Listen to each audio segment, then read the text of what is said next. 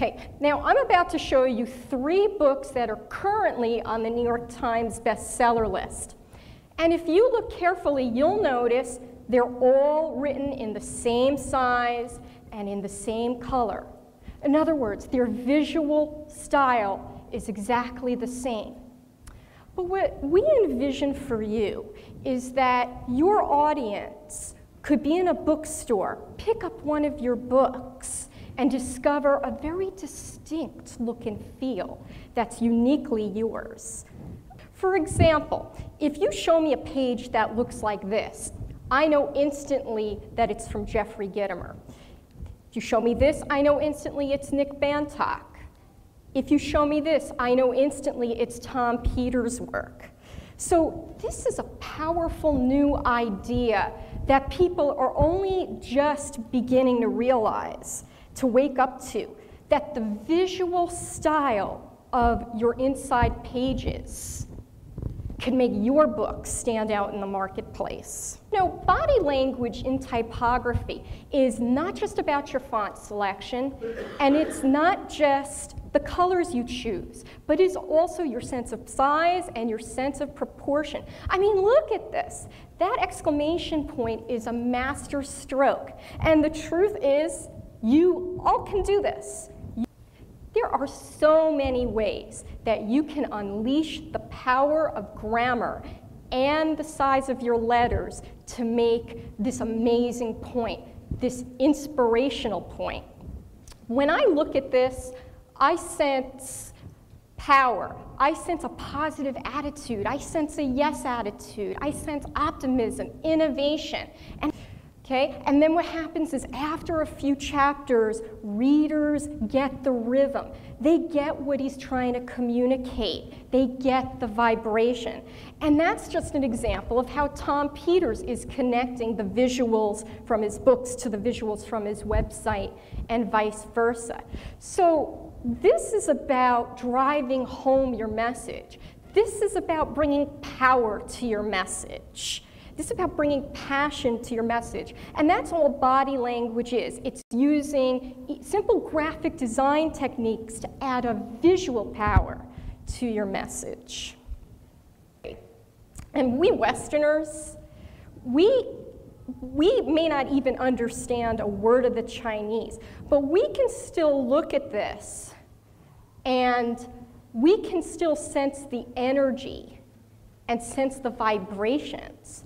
And it's an interesting exercise to look at ancient Chinese calligraphy for these energy fields that you can't pinpoint, but you can understand a little bit.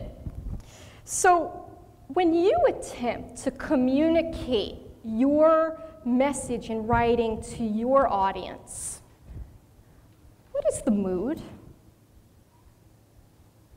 And is this mood that you're attempting to convey, does the reader sense it? Is it intuitive to the reader? Can the reader actually feel it? There are numerous fonts off the shelf today that you can purchase, and what they do is they actually inject body language right into your writing without you having to reinvent the wheel.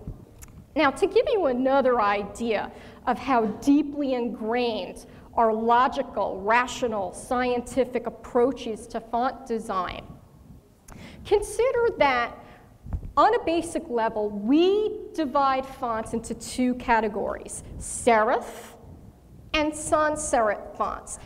And this is considered a descriptive division. Then, within each font, we divide them into light, regular, italic, and bold.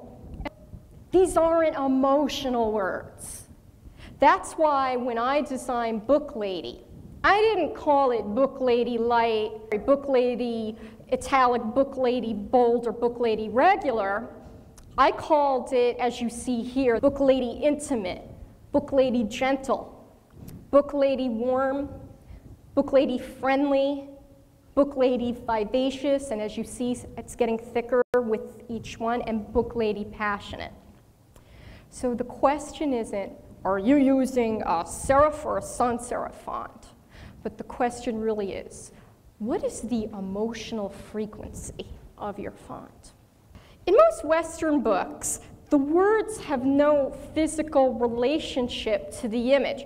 So you'll have an illustration here, and then you'll have the words next to it in black and white. So how many times have you looked at a photography or picture book and the illustrations are gorgeous, and the text alongside of it is in black and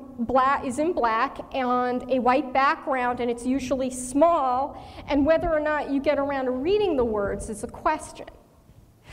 One of the most timeless design principles that you all should be aware of is when you write in black or when you write significantly in black ink, you are losing a big part of the impact, the visual impact that you can have on your reader.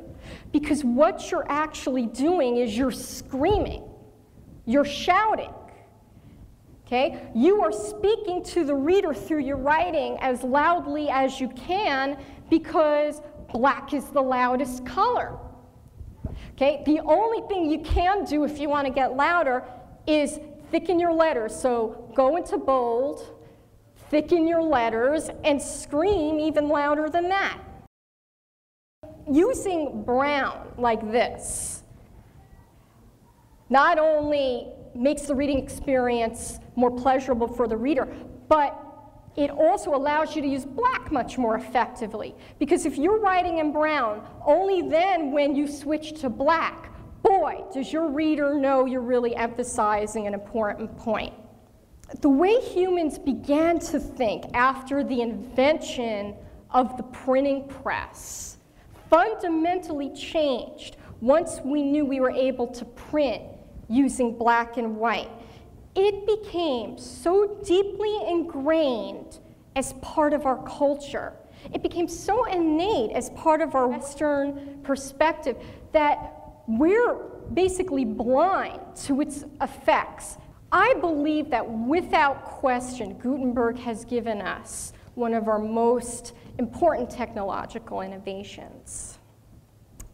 But the problem is, we no longer print using movable type. We no longer print our pages on an olive press. Another wonderful bit of information is that some of the other Buddhist traditions, especially the Buddhists from Japan and the Buddhists from Burma, they emphasized the physical materials they used for their books. The Buddhists from Burma, for example, when they created their books, they used materials like tree bark, palm leaf, fine cloth, and even sheets of ivory. And then what they would do is they would heavily lacquer their pages, and then they would inscribe them in their words in gold and silver, because they felt that this activity of writing was so important, and they held it so near and dear to their hearts. And the great news is that we're now starting to see a renaissance in the materials that we use for our books as well. So we're really seeing a whole new set of opportunities opening up where the materials that the physical materials you choose for your book can make a significant impact on your reader's reading experience. That texture is really an eighth new power of design, because it's the tactile experience that your reader will have not only when the reader's enjoying the book, but it's what can draw your reader and attract people to your work in the first place.